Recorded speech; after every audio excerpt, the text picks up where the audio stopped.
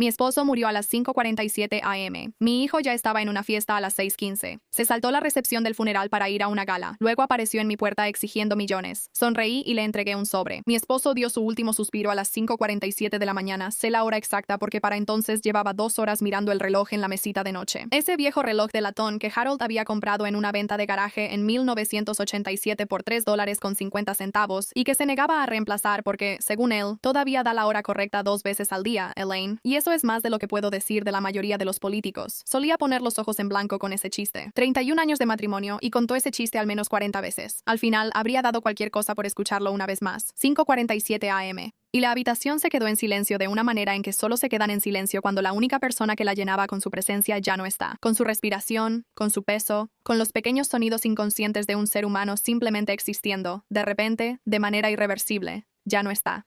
Me quedé con él durante 23 minutos, luego tomé el teléfono y llamé a mi hijo. Él contestó riéndose. Debería contarte sobre Harold primero porque necesitas entender qué tipo de hombre era antes de que puedas entender lo que vino después, no quién era al final. Frágil y disminuido en esa cama de hospital alquilada que pusimos en la sala para que pudiera mirar su jardín. Me refiero a quién era en la etapa intermedia de su vida, en el largo, arduo y nada glamoroso punto medio de una vida construida desde la nada. Harold James Whitmore creció en Decatur, Illinois, el segundo de 4 hijos de un hombre que trabajaba en el elevador de granos y una mujer que limpiaba casas en el lado norte de la ciudad. Él pagó 2 años de universidad comunitaria con una beca parcial y el salario de 3 trabajos de medio tiempo que hacía al mismo tiempo. Luego se transfirió a una universidad estatal. Se graduó con un título en contabilidad y empezó a trabajar para una pequeña empresa manufacturera. Ahí pasó 11 años aprendiendo, con un enfoque obsesivo, casi religioso, cómo se movía el dinero por el mundo. Tenía 34 años cuando hizo su primera inversión real. $40 en una empresa biotecnológica que todos, sus colegas, sus hermanos, los hombres de su iglesia, le decían que era una pérdida de dinero. No vendió cuando las acciones bajaron. No entró en pánico cuando se redujeron a la mitad. Esperó 4 años y cuando finalmente vendió, convirtió esos $40 en 2.306. Me contó esa historia en nuestra segunda cita, no para impresionarme, sino porque quería que entendiera algo sobre él. La mayoría de la gente no puede soportar esperar, dijo, doblando su servilleta de papel en un cuadrado perfecto. Quieren la recompensa antes de haber ganado la paciencia. Yo no soy así, Elaine. Creo que eso es o mi mayor fortaleza o mi mayor defecto, y aún no he decidido cuál. Me casé con él 8 meses después. Durante 29 de nuestros 31 años juntos, vivimos por debajo de nuestras posibilidades, no en la pobreza. Nunca fuimos pobres, no técnicamente, pero era ese tipo de escasez deliberada y elegida que a otras personas les resulta difícil de explicar y aún más difícil de respetar. Manejábamos autos usados, recortábamos cupones, comprábamos ropa en liquidación y zapatos que Harold mandaba a ponerles suela 2 veces antes de reemplazarlos. Comíamos Hamburger Helper los martes. Llevábamos almuerzos preparados todos los días de trabajo y tomábamos unas vacaciones cada 3 años. Siempre a una distancia manejable, siempre fuera de temporada. Lo que Harold estaba haciendo silenciosa y metódicamente durante todas esas décadas era construir algo. Para cuando le diagnosticaron la enfermedad de Parkinson a los 68 años, un diagnóstico que llegó con una eficiencia aplastante, 11 meses después de su jubilación, Harold James Whitmore había acumulado $3.2 millones. Portafolios de acciones, bonos municipales, 2 pequeñas propiedades en renta en condados vecinos y una cuenta de ahorros con suficiente dinero para cubrir 7 años del tipo de atención médica que iba a necesitar. Nuestro hijo Derek no sabía nada de esto. Habíamos decidido, juntos, Harold y yo sentados en esa mesa de la cocina con una cafetera entre nosotros, que no le hablaríamos a Derek del dinero hasta que demostrara el tipo de carácter que lo mereciera. No estábamos siendo crueles, no estábamos jugando. Estábamos siendo padres, en el sentido tradicional, esperando a ver en quién se convertiría nuestro hijo antes de entregarle aquello que podría determinarlo. Esperamos mucho tiempo. Derek tiene 43 años. Él vende bienes raíces comerciales en una ciudad mediana a 4 horas de aquí. Maneja un BMW rentado. Lo menciona en conversaciones casuales más de lo que debería un adulto. Y ha estado casado durante 6 años con una mujer llamada Vanessa, quien tiene el talento de hacer que todo lo que toca se sienta un poco menos valioso que antes. Llama en los cumpleaños. Él visita en Navidad, generalmente por 2 días, siempre pareciendo estar vagamente impaciente por irse. Envía corazones bastante bonitos. No es un monstruo. Quiero tener cuidado al decir que no es un monstruo. Simplemente es un hombre que, en algún momento de sus 30 años, decidió que la comodidad era una virtud y la conveniencia un derecho, y organizó su vida en consecuencia. No había visitado a su padre en 8 meses antes de que Harold muriera. Habló con él por teléfono 2 veces en esos 8 meses.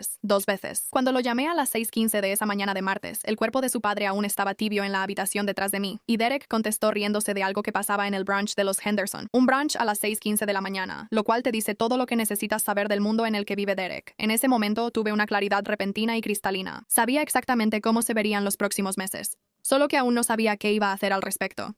Tu padre está muerto, Derek. La risa se detuvo. Silencio. El silencio particular de una persona recalibrándose, reorganizando su expresión desde adentro hacia afuera. Luego, wow, está bien. ¿Cuándo es el funeral? Le dije que el sábado, dentro de 4 días, la funeraria tenía un espacio. Harold había dejado casi todo arreglado años antes, otra cosa que Derek no sabía, y no vi razón para prolongarlo. Es muy poco tiempo de aviso, dijo. No respondí. Es solo que Vanessa ya compró el vestido para la gala de Ashford. Es el sábado por la noche. Tenemos estos boletos desde hace 3 meses. Papá lo entendería. Querría que fuéramos prácticas. Prácticas. Mi esposo estaba muerto. Su cuerpo aún no había sido movido. Colgué. Me senté de nuevo en la silla junto a la cama del hospital. Me acerqué y tomé la mano de Harold una vez más. Ya estaba enfriándose. De todas formas la sostuve. Dijo que querrías que fuéramos prácticas, le dije. Juro que el reloj de latón hizo tic-tac un poco más fuerte después de eso. Llamé a Roger Pemberton esa misma mañana. Roger había sido el abogado de Harold durante 22 años. Un hombre compacto y preciso de casi 70 años que usaba el mismo estilo de traje azul marino todos los días y tenía un cactus en su escritorio porque una vez le explicó a Harold que admiraba cualquier cosa que pudiera prosperar con casi nada. Contestó en la segunda llamada. Me ofreció sus condolencias de una manera directa y nada teatral que hizo que Harold confiara en él y me dijo que fuera cuando estuviera lista. Pronto, le dije. Hay cosas que necesito entender. Hoy sacaré el expediente. Esto es lo que contenía el expediente. El testamento existente de Harold, redactado 4 años antes, dejaba todo el patrimonio, todas las cuentas, todas las propiedades, cada activo a Derek. Harold me lo había dicho. No me había opuesto en ese momento porque en ese momento creía o quería creer que Derek nos sorprendería. Que alguna crisis o el paso del tiempo revelaría la mejor versión de él que yo estaba segura que existía en algún lugar. Dormida, esperando ser llamada. El funeral fue el sábado. Derek llegó 17 minutos tarde. Se sentó en la última fila, no a mi lado, ni cerca de mí. En la última fila, con Vanessa, que llevaba un vestido oscuro que reconocí como nuevo, y sus ojos se movían hacia su teléfono antes de que el pastor Graves terminara la oración inicial. Lo sé porque la señora Eleanor Chen, nuestra vecina durante 27 años, una mujer que ha visto más de mi vida que la mayoría de mi familia, se inclinó y apretó mi mano, justo en ese momento. Me di cuenta y entendí por la presión de sus dedos que ella también lo había notado y que íbamos a pasar por este duelo juntas, ella y yo. Como tantas veces, las mujeres terminamos haciéndonos cargo de lo más difícil. En silencio, sin hacer un escándalo, porque hacer un escándalo solo avergonzaría a todos y la persona que más merecía estar avergonzada claramente era inmune a ello. El servicio duró 47 minutos. La recepción en el sótano de la iglesia duró otras 2 horas. Los vecinos trajeron comida. Los antiguos colegas de Harold contaron historias. Su hermano menor, Frank, que manejó 6 horas desde Ohio, se sentó conmigo durante mucho tiempo y no dijo nada particularmente útil, pero lo dijo con tanto dolor genuino que agradecí su compañía. Derek me encontró cuando habían pasado 45 minutos, ya tenía puesto su abrigo. Me tocó el brazo, me besó la mejilla, dijo que lo sentía, me abrazó mientras yo me quedaba rígida como un poste y sentí que miró su reloj durante el abrazo. 2 veces, 2 miradas distintas. Sentí el movimiento de su muñeca contra mi omóplato y luego se hizo hacia atrás y dijo que tenían que salir porque la gala empezaba a las 7 y era un viaje de 4 horas. La recepción de tu papá acaba de empezar, dije. Lo sé. Lo siento. Una pausa. Volveremos el próximo fin de semana. Revisar las cosas de papá. Averiguar la situación de la herencia. La situación de la herencia. Lo vi caminar por el sótano de la iglesia hacia la puerta, pasando junto a las mesas de comida que las mujeres de esta comunidad habían pasado la mañana preparando. Pasó junto al hermano de Harold, Frank, quien levantó la vista de su café y vio a Derek irse con una expresión que no intentaré describir porque algunas expresiones son demasiado viejas y cansadas para necesitar descripción. Él no volteó. La señora Chen estaba a mi lado de nuevo. Ninguna de las dos dijimos nada. Hay cosas que no requieren palabras. Domingo por la mañana, 6 de la mañana. Me senté en el escritorio de Harold en la oscuridad. El escritorio era una cosa grande de roble que él había encontrado en una venta de bienes y pasó un fin de semana restaurándolo en el garaje, escuchando el partido de los Cardenales en un radio de transistores. Cada cajón estaba organizado de la manera precisa y sistemática que me había vuelto un poco loca durante 30 años y que ahora entendía. Sentarme en la quietud de una casa que se sentía 3 tallas demasiado grande era una de las expresiones más íntimas de quién era Harold. Todo etiquetado, todo archivado, todo preservado, porque Harold creía que llevar un registro era una forma de respeto, que el acto de documentar algo era una manera de decir esto importaba, esto fue real, esto sucedió. Saqué el testamento, lo leí 3 veces, todo para Derek, lo dejé a un lado, tomé una pluma y empecé a escribir. Mis manos no temblaron, eso me sorprendió. Pensé que tal vez lo harían, pero hay un tipo particular de calma que llega cuando el dolor quema toda posible confusión y deja solo la forma clara y fría de lo que es correcto. Mis manos estaban firmes. Mi mente estaba clara. Tenía 31 años con el ejemplo de Harold guiándome, y Harold me había enseñado, con hechos, no con palabras, que la decisión correcta y la decisión cómoda son cosas muy diferentes, y que solo una de ellas vale la pena tomar. Para el mediodía, ya tenía una lista. Para el lunes por la mañana, estaba en la oficina de Roger Pemberton, sentada en la misma silla de cuero en la que me senté hace 4 años cuando firmamos el testamento original. Con Harold a mi lado y la luz de la tarde entrando por la misma ventana, deslicé un documento escrito a mano por el escritorio y observé a Roger leerlo. Él levantó la vista, se quitó los lentes para leer y los dejó sobre la mesa. Él va a pelear esto, dijo Roger. No si yo lo hago. 22 años de conocer a la familia le habían dado esa certeza. Él alegará capacidad mental disminuida, influencia indebida. Dirá que estabas de luto, que no pensabas con claridad. Va a poner esto feo, Elaine. Lo sé. Estas impugnaciones pueden tardar años, pueden ser costosos. Emocionalmente, Roger. Crucé las manos en mi regazo. Harold guardó cada registro financiero, cada estado de cuenta, cada sacrificio, cada dólar que no gastamos para que ese dinero pudiera acumularse un año más. Tengo 50 años de documentación en ese escritorio. Cualquier juez en este estado verá exactamente de dónde vino ese dinero y exactamente qué tipo de relación tenía Derek con el hombre que lo construyó. Roger guardó silencio por un momento. ¿Y a dónde va? En el testamento enmendado. La Asociación de Alzheimer. La Biblioteca Pública del Condado. Harold usó esa biblioteca cada semana de su vida adulta y ha estado sin fondos suficientes durante una década. Un fondo de becas para estudiantes universitarios de primera generación en este condado porque Harold fue uno y nadie nunca lo ayudó. Otro silencio. Derek no recibe nada. Derek recibe exactamente lo que le dio a su padre. Roger tomó su pluma. Necesitaré unos días para redactar esto correctamente. Tómate el tiempo que necesites. Tómate todo el tiempo del mundo. Harold me enseñó a esperar. Pasaron 6 semanas. Limpié los armarios. Cuidé el jardín. Mandé reparar el viejo radiotransistor de Harold con un hombre del pueblo que dijo que no había visto uno así en 20 años. Y lo puse en la repisa de la ventana de la cocina, donde podía escuchar a los cardenales mientras preparaba café. Fui a cenar 2 veces con la señora Chen. Dormí mejor de lo que esperaba y lloré más de lo que esperaba. Y en general, descubrí que el duelo, como la mayoría de las cosas difíciles, era soportable de una manera que no se puede entender desde afuera. Luego Derek llamó, alegre, despreocupado. La voz que usa para llamadas de negocios. Cálida pero calculada. La calidez tenía una especie de cualidad ensayada, como un hombre que aprendió a ser amable de la misma forma en que otros aprenden un idioma extranjero. Hola mamá, espero que estés bien. Escucha, Vanessa y yo hemos estado hablando. Han surgido algunas oportunidades de inversión realmente emocionantes y estábamos pensando que, una vez que se resuelva la herencia y tengamos todo en orden, nos encantaría sentarnos con el equipo financiero y analizar algunas opciones. Podría tener sentido liquidar primero algunos de los activos más pequeños, así que si pudieras agendar una reunión con Roger, él siguió hablando. Me paré en la ventana de la cocina y vi a un petirrojo aterrizar en el jardín de Harold, en la estaca de madera junto al huerto de tomates que Harold había pintado de rojo, porque decía que los tomates necesitaban algo alegre hacia lo cual crecer. Probablemente necesitemos obtener un inventario de todos los activos solo para tener una idea clara. Y Vanessa tiene un contacto en bienes raíces comerciales que podría estar interesado en las propiedades en renta. Ven el domingo, dije. Una pausa. ¿Perdón? Ven el domingo. Trae a Vanessa. Tengo algo para ti. Llegaron 20 minutos tarde. Eso lo esperaba. Vanessa entró primero por la puerta, usando unos lentes de sol enormes que no se quitó estando adentro, observando la sala con un tipo de atención particular que reconocí de la única vez, hace años, que un tasador de bienes raíces había recorrido la casa. Movió los ojos por los muebles de Harold, sus libros, sus fotografías enmarcadas de 50 años de temporadas de los Cardenales, y la vi sacar conclusiones. Esto es tan acogedor, dijo, con una sonrisa que significaba lo contrario. Derek me besó la mejilla y dijo que me veía bien. Él ya estaba mirando más allá de mí hacia el escritorio, hacia la habitación, sus ojos haciendo el mismo inventario que había hecho su esposa. Los dos también compaginados en esto como en la mayoría de las cosas. Traje café. Nos sentamos. Vanessa no se quitó los lentes de sol. Derek cruzó las manos sobre la mesa en la postura cómoda y expectante de un hombre que cree que está a punto de recibir buenas noticias. Entonces, ¿de qué se trata esto, mamá? ¿Papeles de la herencia listos para firmar? Algo así, respondí. Me levanté, fui al escritorio de Harold, abrí el cajón superior derecho, etiquetado con la letra de Harold, correspondencia activa, y saqué el sobre blanco sencillo que Roger había entregado 3 días antes. Regresé a la mesa de la cocina y lo extendí. Derek lo tomó, sonrió con su confiada sonrisa de hombre de negocios, lo volteó en sus manos. Esto es... Empezó a reírse un poco, con una certeza interna que le decía que esto era dinero. Para esto había manejado 4 horas. Este era el momento en que la larga espera se convertía en algo útil. Por esto viniste, ¿verdad?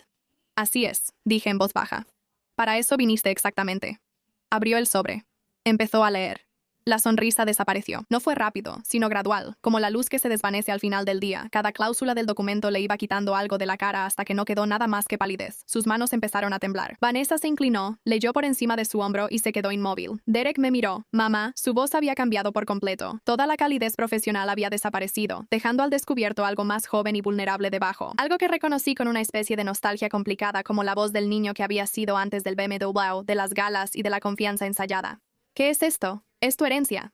Pasó las páginas. 3 páginas. El lenguaje legal cuidadoso de Roger lo hacía preciso e infalible. No hay nada aquí. No hay dinero. Todo va a organizaciones benéficas, a la biblioteca. Él levantó la mirada y ahora vi algo más en su rostro. Detrás de la confusión, el inicio de la indignación, esa sensación que llega cuando una persona ha estado tan segura de algo durante tanto tiempo que su ausencia se siente como un robo. No puedes hacer esto. Esto no es legal. El testamento original de papá ha sido reemplazado legal y correctamente. Tomé mi té de manzanilla. Roger Pemberton tiene la documentación. 22 años de los registros financieros de Harold están archivados con esa documentación. Cada sacrificio, cada año comiendo hamburger helper, cada par de zapatos revendidos en vez de reemplazados, cada dólar que se acumuló durante 50 años mientras tu padre trabajaba, esperaba y construía algo. Todo está ahí, Derek. Cada juez en este estado verá exactamente qué es ese dinero y exactamente de dónde vino. No puedes. Se levantó, volvió a sentarse. Sus manos temblaban tanto ahora que los papeles crujían. Conseguiré un abogado. Voy a impugnar esto. Les diré que estabas de luto, que no estabas en tus cabales, que alguien te presionó. Puedes intentarlo si quieres. Lo dije suavemente, no con crueldad, realmente con suavidad, porque la crueldad nunca ha sido mi impulso y no me interesa ahora. Roger ha anticipado cada posible impugnación. Pero te animaría, Derek, antes de gastar dinero en abogados, a que te sientes en silencio por un momento y pienses en cómo sería un proceso judicial, en lo que te exigiría explicar. La llamada telefónica a las 6:15 de la mañana cuando estabas en un brunch, la gala, la última fila, el reloj. Me miró fijamente. ¿Qué reloj? Lo revisaste 2 veces, dije, mientras me abrazabas en el funeral de tu padre. El silencio en esa cocina fue lo más fuerte que había escuchado en mi vida. Vanessa se había quitado los lentes de sol. Me miraba con una expresión que nunca le había visto en los 6 años que la conocía. No era desprecio, ni cálculo, ni ese gesto de fastidio con el que solía juzgarlo todo. Por primera vez parecía una persona enfrentando algo para lo que no estaba preparada. Miré a mi hijo, de verdad lo miré. Vi las manos de su padre, con la misma forma cuadrada, temblando ahora alrededor de los papeles que habían reorganizado su universo. Vi a un hombre que había tomado durante 30 años pequeñas decisiones en dirección a la comodidad y la conveniencia, y que había llegado, como esas decisiones eventualmente te llevan, a un momento de rendición de cuentas. Sentí algo por él en ese momento, no la ira que podría haber esperado, ni la fría satisfacción que la gente supone que debe acompañar a la venganza. Sentí la tristeza particular de una madre que ve claramente a su hijo y desea, a pesar de todo, que lo que ve fuera diferente. Amé a tu padre durante 31 años, dije. Estuve con él todos los días durante los últimos 3 de esos años, cuando no podía caminar sin ayuda, cuando no podía abotonarse sus propias camisas, cuando necesitaba que lo voltearan en la noche para que no le salieran llagas. Estuve ahí a las 5:47 de la mañana cuando dio su último suspiro y le sostuve la mano durante 23 minutos después. Y luego te llamé. Dejé mi taza de té. Tú estabas en un brunch. Me dijiste que tu padre querría que fuéramos prácticas. La mandíbula de Derek se movió. No salió nada. El dinero que construyó tu padre vino de 50 años de elegir el sacrificio sobre la comodidad. Cada día. Cada día, Derek. Él tomó esa decisión para que tú no tuvieras que hacerlo. Y cuando llegó el momento de despedirte de él, elegiste la gala. Me puse de pie. Creo que deberías irte, dije. Creo que tienes algún lugar donde estar. Se fueron sin decir una palabra más. Me quedé de pie en la ventana de la cocina y vi cómo el BMW salía de la entrada. Lo vi detenerse un momento al final de la calle. El tiempo suficiente para preguntarme brevemente si Derek iba a regresar. Y luego lo vi girar y desaparecer. El petirrojo seguía en la estaca del tomate. Llamé a Roger esta tarde. Me dijo que el abogado de Derek ya se había puesto en contacto. Un joven asociado de una firma en la ciudad que había revisado la documentación, y al parecer, le dijo a Derek algo así como que impugnar el testamento no era una pelea que probablemente fuera a ganar. Rogelio, que tiene el don de restarle importancia a todo, describió la conversación como breve. ¿Dijo algo más?, pregunté. Dijo que su cliente necesitaría algo de tiempo para asimilar las cosas. Tiene todo el tiempo del mundo, dije. Eso es una de las cosas que Harold le dejó. 3 meses después, estoy sentada en el escritorio de Harold un domingo por la mañana. La radio de transistores suena suavemente en la cocina y la luz entra en ese ángulo bajo de octubre que vuelve todo cálido. La Asociación de Alzheimer envió una carta de reconocimiento formal con una nota de su directora sobre lo que financiaría la donación. La biblioteca llamó, la directora de la sucursal, una mujer llamada Patricia Holloway que ha trabajado ahí durante 24 años, lloró un momento por teléfono y luego se disculpó por llorar, y yo le dije que no lo hiciera, que Harold lo habría apreciado. El fondo de becas tiene a sus 3 primeros solicitantes. Leí cada uno de sus ensayos. Cada uno de ellos tenía una historia sobre ver a un padre sacrificar algo, horas de sueño, salud, un sueño, una pequeña parte de sí mismos, para mantenerlos alimentados, con techo y avanzando. Cada uno de ellos tenía una frase en algún lugar en medio sobre querer que ese sacrificio significara algo. A Harold le habría encantado eso. Derek ha llamado 2 veces. La primera vez dejé que se fuera al buzón de voz y el mensaje fue vacilante y extraño, ni una disculpa ni una acusación, sino algo incómodo en medio. El sonido de una persona que no está del todo lista para decir lo que realmente importaría. La segunda vez, la semana pasada, contesté. Me preguntó cómo estaba. Le dije que estaba bien. El jardín tuvo una buena cosecha. Estaba durmiendo mejor. Me preguntó si yo, y aquí hizo una larga pausa, lo suficientemente larga como para que pudiera escucharlo decidir si decirlo o no. Si pensaba que podríamos cenar algún día. Por supuesto, le dije. Ven cuando quieras. Aún no ha confirmado una fecha.